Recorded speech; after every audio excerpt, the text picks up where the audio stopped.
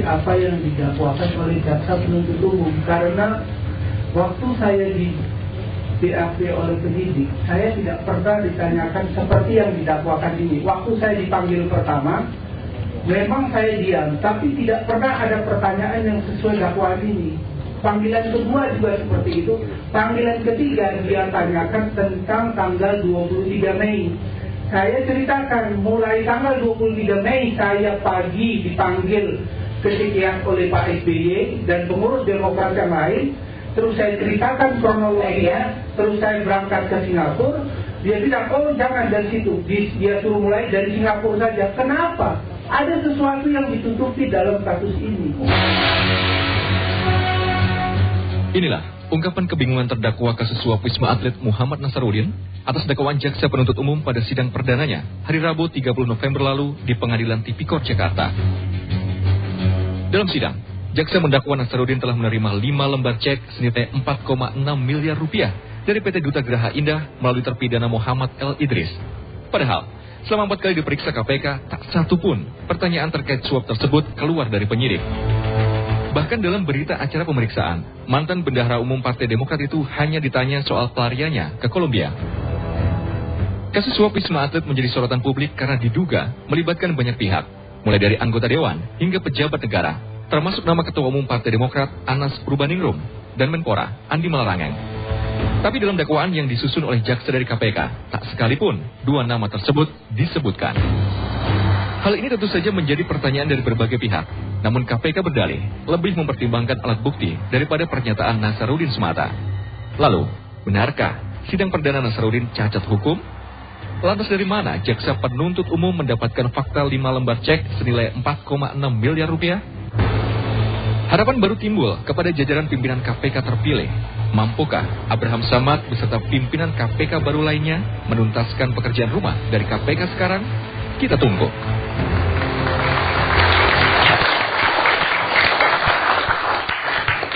Selamat malam pemirsa dimanapun berada. Indonesia Lawyers Club malam ini mengulas peristiwa hukum yang sangat populer, yaitu kasus Nasaruddin. Tokoh yang selama tahun 2010 sampai 2011 ini menjadi top hit di dunia hukum. Bahkan beliau saya nobatkan sebagai the man of the year tahun lalu. Gak tahu tahun ini. Nasaruddin mengatakan bahwa tuduhan jaksa, dia bingung dengan tuduhan jaksa. Saya juga bingung dengan tuduhan jaksa tersebut. Saya kira banyak pakar hukum di sini juga bingung. Sebab Nasaruddin ternyata tidak dituduh dengan pasal korupsi, yaitu pasal perbuatan melawan hukum yang memperkaya diri sendiri atau orang lain dan merugikan keuangan negara. Dalam dakwaan jaksa, ternyata pasal yang dipakai penyalahgunaan wewenang, menerima hadiah karena penyalahgunaan wewenang. Seandainya saya hakimnya, bisa-bisa Nasaruddin bebas. Sayang KPK tidak ada yang bersedia hadir malam ini. KPK yang baru kita berharap bisa lebih kencang atau lebih tepat membidiknya. Hari ini Pak Abdul Samad janji sama kita, tapi menit terakhir tadi beliau kata berhalangan, hanya bersedia kita wawancara lewat telepon sebentar lagi. Karena itu saya akan mulai dengan orang yang terakhir ketemu dengan Nasaruddin. Maksud saya terakhir itu bukan beberapa hari yang lalu. Hari ini Iwan Piliang mengaku tadi ketemu sama Nasaruddin. Apa saja yang diceritain Nasaruddin tadi? Iya, jadi dia gembira dong, tuduhannya enteng sekali. bingung Pak. Bingung. Bingung saya lihat. Harusnya gembira juga. Mana tambah kurus. Kenapa? Fisiknya tambah kurus tapi muka segar. Pasal yang Di persidangan temporer. pasal yang dituduhkan ke dia itu pasal semacam, kalau di KUHP namanya pasal suap. Iya betul. Jadi buka pasal yang merugikan keuangan negara begitu banyak dan terlibat dalam berbagai proyek di departemen ini, di departemen itu yang dihebohkan sebelumnya dan bahkan melibatkan nama orang-orang besar. Dalam tuduhan ini dia tunggal, tidak tuduhan bersama-sama. Di sini yang pakar-pakar hukum punya. Makanya harusnya dia seneng. Malah bingung saya lihat, saya sambil bercanda. Apa? Jangan banyak-banyak. Apa dia? Saya bilang kan? Apa dia bilang? Ya dia senyum-senyum aja begitu. Jadi Senin yang lalu Bang Karni, Ya. saya sempat ketemu sekitar 2 jam lebih, tapi sebetulnya saya ada 4 jam di dalam. Mereka lagi sama lawyer. Tadi saya datang lagi, semua itu dalam konteks verifikasi. Karena di lapangan setelah kita verifikasi, misalnya pertemuan yang tanggal 23 dikatakan Bung Nazar itu, sebetulnya kan memang ada konfirmasi dari Dewan Pembina Partai Demokrat gitu. Nah sebetulnya itulah awal persoalan kita ini, sehingga heboh kita berbangsa dan bernegara gitu. Nah titik awal yang saya verifikasi itu benang merahnya di sini Bang Karni. Pak SBY mengkonfirmasi kepada Ketua Umum Partai Demokrat. Karena Bung Nazar mengatakan apa yang dikatakannya itu juga diketahui oleh pimpinan. Saya jadi teringat nih cerita ketika saya zaman sekolah bambu di kampung gitu Bang. Kalau kita ketua kelas, ya kan guru bertanya, siapa yang tak masuk hari ini? Temanmu yang sakit siapa? Kan begitu. Pastilah kita ditanya dan kita harus tahu jawaban gitu. Kalau enggak guru marah itu. Nah dalam konteks kepartaian saya rasa juga apa yang dilakukan Bung Nazar ini mustahil gitu. Atau mustajab lah kalau ketua umum tidak tahu gitu. Dan ketika dikonfirmasi, ini perlu dikonfirmasi tentu kepada kawan-kawan di Partai Demokrat. Begitu ditunjuk kepada Bung Anas, juga kepada Bung Anas sendiri. Dia mengatakan tidak tahu menau. Ya kan? Kalimat tidak tahu menau ini yang terus dibeli terus sampai sekarang gitu. Nah, kerja kita di verifikasi adalah misalnya bagaimana tidak ada hubungan antara seorang Anas Urbaningrum dengan Nazarudin. Wong fakta perusahaan ada, aktenya gitu. Tadi sudah di-scan oleh tim dari Indonesia Lawyer Club. Juga penyerahan aset atas nama perusahaan juga ada, misalnya mobil Alphard berubah nama dari PT Anugerah Nusantara, contoh yang kecil. Ada sudah di-scan, mungkin nanti bisa diperlihatkan kan begitu. Tinggal dikonfirmasi. Nah kalau ini terus yang dibeli dalam tanda kutip, sampai kapan kan begitu? Nah akhirnya yang terjadi istilah hukumnya apa? Overschool apa gitu? Saya nggak tahu bahasa hukumnya. Apa? Apa itu Bang? Overschool label. Nah, aku nggak tahu label. Kabur gitu. Saya rasa orang yang di kampung-kampung, nelayan di pantai-pantai, selalu saya katakan sangat cerdas kok. Guru SD saya yang di sekolah bambu itu sangat mengerti itu. Kabur gitu. Nah sampai kapan kita ini sebagai rakyat kebanyakan disandra oleh masalah ini, sampai kapan gitu. Sementara kehidupan kita itu, peradaban kita tidak makin membaik, hanya ngurusin Nazar dan Anas ini kan gitu. Sampai situ barangkali Bang. Ya, tapi dia sehat. Alhamdulillah saya lihat sehat. Dan saya tegaskan kepada pemirsa juga kawan-kawan di sini, saya tidak berpihak kepada Nazar kok. Dia masih merasa diintimidasi gak? Iya jelas. Loh kan dia udah di Cipinang. Ya ada kalimat yang bagus dan itu sudah saya tulis di blog.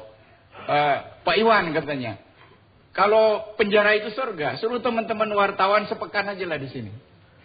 Coba seminggu dalam penjara di tempat yang paling baik gitu kan. Katakanlah mungkin ada AC dan sebagainya itu. Saya nggak lihat loh yang AC karena saya bertemu di luang yang lain gitu.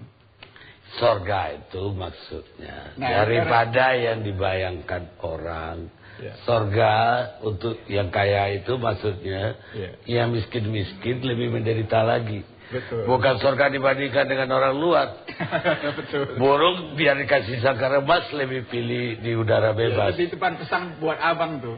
Oh iya, iya betul itu judul kita itu. Iya. Tapi perbandingannya kayak yang miskin. Elsa Sari, bagaimana Anda menilai dakwaan jaksa ini? Jaksa Tipikor maksud saya. Iya. Ya kita juga kaget lihat dakwaan itu ya. Pertama dakwaannya alternatif, di mana kita juga jelas bahwa alternatif itu suatu hal yang menunjukkan keraguan-keraguan dari jaksa. dan juga sesuatu yang mana Nah, jaksa dia tidak nggak menguasai ragu-ragu, dia mengatakan pasal 12 ayat B. Jelas ragu-ragu. Dia nggak menguasai materi dari peristiwa hukumnya. Kita lihat aja di dakwaan kedua ada pasal 5 ayat 4 dan 5. Iya. Dari itu kan undang-undang yang menerima dan diterima semuanya didakwain sama Nasarudin. Itu aja udah babak belur itu. Menerima gratifikasi dan memberi dia juga. Kan itu sesuatu yang lucu. Obskur. Dan kemudian kita lihat lagi di dalam dakwaannya. Uang itu tidak jelas. Uang itu diterima 4,6 miliar langsung kepada Nasarudin tapi melalui Yulianis. Dan tidak dirinci apakah 4 itu terdiri dari 5 cek, itu tidak. Kemudian katakan lagi ada 3 diterima oleh Yulianis langsung, ada 2 diterima oleh Oktarina. Itu pun satu alinea tersendiri. Kemudian muncul lagi bahwa ada cek yang diterima langsung. Jadi kita harus bertanya, apakah ada 3 versi penerimaan dana itu 4,6 atau memang satu kali. Dan kemudian memang kalau itu satu penerimaan uang ada 4,6 miliar itu, uang itu ada di mana? Harusnya kan disita. Ada berita penyitaannya yang di mana diharuskan mau atau tidak mau tanda tangan tetap diberitahu bahwa ini barang kejahatan, barang bukti kejahatanmu yang menerima uang dan ini kami sita. Ini nggak ada yang disita, cuma kertas doang. Saya bilang. Jadi sebetulnya saya bisa kasarnya mengatakan bahwa ini suatu rekayasa. Benar. Dakwaan rekayasa. Benar. Saya. Siapa yang diselamatkan? Ya tentu. Kita bilang kasus ini kan babaliutnya luar biasa kepada banyak yang terlibat. Cuman akan dieliminir ya. Dan kita juga melihat ada suatu rencana di mana Nasarudin itu dipaksa untuk tidak bisa bicara. Jadi memang dibikin model dia waktu pertama diperiksa waktu tanggal 18 kan dia masih stres ya. Di mana waktu itu istrinya sedang dijadiin tersangka, diburon, dijadi buron Interpol. Itu kita bisa bayangkan karena istrinya itu setelah saya teliti sama sekali tidak terlibat. Itu kan sesuatu yang aniaya. Apalagi istri itu punya anak yang 3 orang balita. Kebayang nggak seorang suami yang melihat keadaan istrinya begitu? Pertanyaan saya, apakah tidak dengan tuduhan ini klien Anda diringankan oleh jaksa di lain pihak? Ya, kalau misalnya hakimnya berani, memang diringankan. Tapi kan masalahnya bukan bertitik tolak kepada kebenaran dan hukum. Nah, itu berat bagi kita sebagai lawyer sehingga kita nggak berkembang.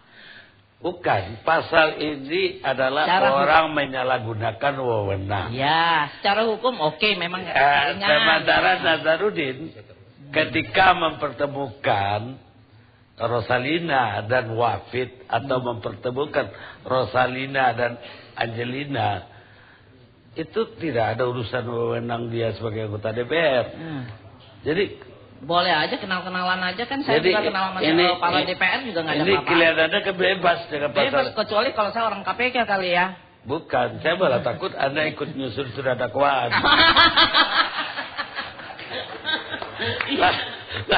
Kok menguntungkan ya? Kok menguntungkan? Politiknya menguntungkan. Dan tidak ada pasal bahwa kelihatan ada korupsi di sini. Iya, tidak ada juga terima uang sebetulnya. Uang itu simpan di Saya brankas. berharap Pak Busro membaca kembali dakwaan ini. Kalau Pak Busro ada di rumah. Anda mau bikin eksepsi kan? Iya, besok nih eksepsi dari tim lawyer semua. Dan kemudian juga ada eksepsi dari Nasarudin sendiri secara pribadi. Otman kali mau nambahkan? Jadi gini, tadi kalian sudah loncat ke pokok perkara. Sebenarnya inti persoalan ini yang baru saya temukan 3 minggu lalu bukan itu. Apa? Kasus ini adalah ada seseorang ditahan tapi tanpa penyidikan. Ada seseorang ditahan tapi tidak pernah diperiksa perbuatannya itu. Itu inti kasusnya. Jadi melanggar seluruh undang-undang. Bahkan sejak zaman Romawi kuno tidak ada peradilan kalau tanpa ada penyidikan. Jangankan ya, Pertama begini. Ya, jadi ini kan ditulis begitu si Nasaruddin dijemput pakai pesawat, hebohlah kasus Wisma Atlet. Atlet katanya kan. Tapi kalau kita baca BAP tanggal 14 Agustus, 18 Agustus, 25 Agustus, 12 Oktober, tidak ada pertanyaan satupun. Kamu kenal nggak Wisma Atlet? Pernah terima uang nggak yang 5 cek itu? Tidak ada sama sekali. Total tidak ada. Bahkan yang ditanya soal BB lah, soal ke Kolombia. Jadi sama sekali, bahkan waktu dia dijemput naik pesawat, semua kita akan merasa bakal BAP-nya berpeti-peti. BAP tanggal 14 Agustus cuma 3 halaman. BAP tanggal 18 Agustus cuma 3 halaman. BAP tanggal, semua begitu. Satu-satunya BAP yang agak panjang sekitar 8 halaman tanggal 12 Oktober, disitulah terjadi perdebatan antara Nasaruddin dengan penyidik. Disitulah Nasaruddin marah. Kok saudara BAP saya, tapi kamu tidak nanya mengenai perbuatan kasus Wisma Atlet? Ya, terus dia cerita, saya mau jelaskan bahwa saya tidak ada kaitan dengan Wisma Atlet, itulah saya buka pada pertemuan 23 Mei di Cikeas yang dihadiri oleh Pak SBY, Amir Samsudin, Jero Wacik, dan waktu itu pertemuannya 3,5 jam. Dalam pertemuan Anas juga, dalam pertemuan tersebut katanya si Mangindaan juga ada, si Anas si Nasaruddin cerita seluruh pergerakan uang itu, kasus Hambalat semua dibuka di dalam pertemuan tersebut. Tapi diceritakan semuanya. Tapi oleh penyidik jangan. Langsung aja loncat ke Singapura. Mungkin penyidiknya lagi ingat bakmi di Orchard Road. Iya kan? Jadi langsung akhirnya kita jadi menyimpulkan bahwa memang tidak ditanya mengenai substansi perbuatannya, adalah agar ini semua dilokalisir. Ya, dilokalisir. Ada lagi dalam BAP Julianis disebutkan bahwa misalnya ada 2 kali diantar duit ke DPR 3M 2M, tapi KPK tidak menanya DPR itu siapa, langsung menggantung begitu saja. Jadi sekali lagi jangan kita dulu bicara soal, karena di dalam di KUHP jelas-jelas diatur bahwa sebelum ke pokok perkara ya ada parameter yang harus dicek dulu. Dari mulai pasal 50, 51, 121, 117 yang mengatakan bahwa BAP itu adalah hak dari tersangka untuk diperiksa. Kita jangan dulu bicara soal terbukti atau tidak. Jadi ini jelas-jelas seseorang didakwa, ditahan 3,5 bulan, ditelantarkan, tidak pernah diperiksa. Jangankan pencurian ayam. Pencurian ayam aja kalau mencuri pasti di Polsek di Papua sana kan ditanya, benar nggak kau mencuri ayam? Tidak ada pertanyaan satupun terhadap Nasaruddin soal itu. Tidak ada. Jadi benar-benar ini kami belum pernah melihat ada kasus seperti ini. Belum pernah ada kasus seperti ini. Karena kalau ada ahli hukum di ruangan ini yang mengatakan bahwa orang boleh disidang tanpa penyidikan, ya mari kita robek-robek lah ijazah sarjana hukum kita itu. Karena kita membohongi diri. Jangan kita sok idealis di sini, ya. Kalau ada orang, karena memang di KUHP itu jelas bahwa dimanapun itu, bahwa hak daripada tersangka, ya, dan itulah menjadi dasar BAP itu kan menjadi dasar dari surat dakwaan, dan surat dakwaan menjadi dasar penuntutan kemudian jadi persidangan. Jadi bagaimana bisa seseorang ditahan tanpa ditanya pun tidak, apakah benar dia korupsi, benar nggak dia terlibat, kenal nggak si Rosa, kenal nggak Julianis, nggak ditanya. Di dalam pertemuan 23 itu dibuka oleh si Nasar semuanya. Sampai katanya ada istilahnya pakai kebugaran, departemen kebugaran, apa itu namanya? Ada 5M, ada itu semua diceritain semuanya di sana. Tapi oleh penyidik jangan. Jadi kami sekarang yakin bahwa. Jadi apa yang terjadi menurut Anda? Kenapa? Apa yang terjadi? Apa yang terjadi adalah bahwa sepertinya ada yang ketakutan sehingga jangan sampai Anas itu memberikan keterangan tertulis yang tidak bisa direm sehingga BAP-nya akhirnya tidak dibuat. Nazar. Sorry, bukan Anas, bukan Anas. Si Nazar ya, karena oke. Ya, karena gini, kalau benar-benar kalau sampai keterangan daripada si Nazar itu masuk dalam BAP yaitu pertemuan 23 Mei, maka mau tidak mau seluruh yang diterangkan itu harus dipanggil jadi saksi. Semua harus dipanggil jadi saksi kalau memang itu masuk BAP.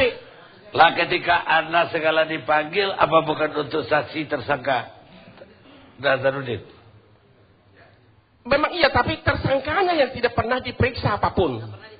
Nggak pernah ditanya. Saya sudah mengatakan, bahkan DGI, memang dia tidak ditanya. Ada nggak hubungan kau dengan DGI? Nggak ada pertanyaan itu. Kau terima uang nggak ada pertanyaan itu. Jadi total itu saya mengatakan bahwa BAP itu bukan soal isi BAP yang tidak benar. Ada rekan saya salah seorang siapa itu yang suka melawak si Ruhu Citompul, ya. Dia mengatakan bahwa isi BAP itu tidak benar. Kita tidak mempersoalkan isi BAP, tapi BAP yang tidak ada. Makanya saya tidak sama. Lu jangan membadut dong, saya bilang. Ini BAP tidak ada. Kalau ada BAP, kita juga ngerti bahwa memang keterangan tersangka itu ada salah satu alat bukti, masih ada 2 alat bukti lain. Hakim bebas memutuskan. Tapi ini BAP tidak ada. Dalam hukum acara pidana, bahwa kalau persyaratan ini tidak dipenuhi, persidangan harus dihentikan. Saya kasih contoh. Apa hubungannya lu? Apa? Dengan Ruhut, apa hubungannya ini? Karena waktu, ya saya hanya kasih gambaran betapa bersihnya orang. Waktu pertama kali si Anas itu konferensi pers, dia membela mati-matian si Ruhut. Nasar lagi, dia membela mati-matian Ruhut. Tapi begitu si Nasar pergi, dia temanin Anas pergi ke Mabes, adukan sih. Nasar jadi loncat lagi. Anda juga loncat. Kenapa? Anda juga loncat. Kayak satu mazhab dengan si Ruhut. Tunggu dulu. Baju Stella Dada bagus banget malam ini. Beli di mana ini? Oh ini. Ya bukan dari Wisma Atlet tentu. Jangan. Stellanya itu loh. Kenapa? Stellanya itu pas dengan berlian-berlian. Terima kasih. Tidak